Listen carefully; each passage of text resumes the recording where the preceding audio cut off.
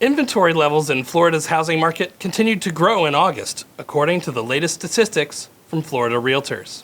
However, the rate at which inventory is growing has slowed considerably. At the end of August, there were nearly 64,000 single-family homes actively listed for sale in Florida's multiple listing services, which is over 70% more than were listed a year ago, and 137% more than were listed as of 6 months ago at the end of February. But the number of active listings now is still close to 26% lower than at this time 3 years ago prior to the pandemic. What's more, the rate of growth in single-family inventory has slowed considerably in August, rising only 4% compared to the prior month. By contrast, on a month-over-month basis, inventory had risen by 33% in June and 17% in July. Part of the reason for the slowdown in inventory growth in August was a surprise improvement in home sales. Year over year, closed sales of single-family homes were still down by about 16% in August, but that's an improvement over July, when they were down by close to 23%. But a bigger reason we saw inventory growth pull back is that new listings are slowing. In August, new listings of single-family homes were down by 3% compared to a year ago, whereas they had been up by more than 3% in July. This trend is expected to continue for the time being, as some homeowners are averse to listing in this uncertain economic environment.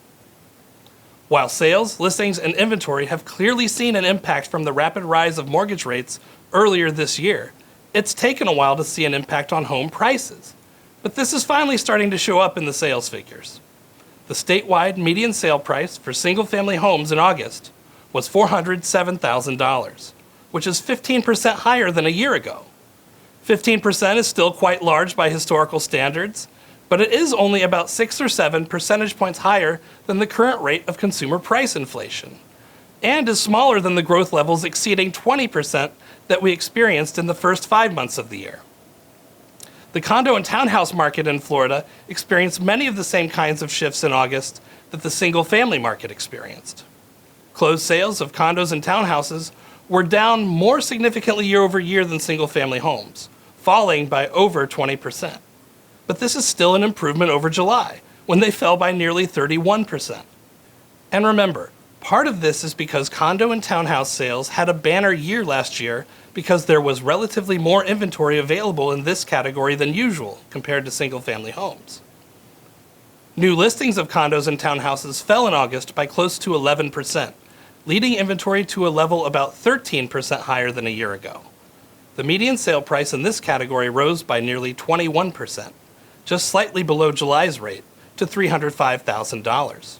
This is still a high rate of growth, but still smaller than the year-over-year growth rates of all other months in 2022, aside from July.